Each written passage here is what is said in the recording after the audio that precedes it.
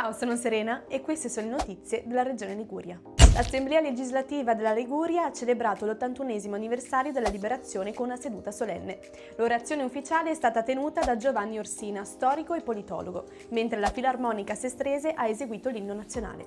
È stato rinnovato anche per il 2026 il contributo destinato alle persone con disabilità per il conseguimento o la riclassificazione della patente di guida speciale, categorie A e B.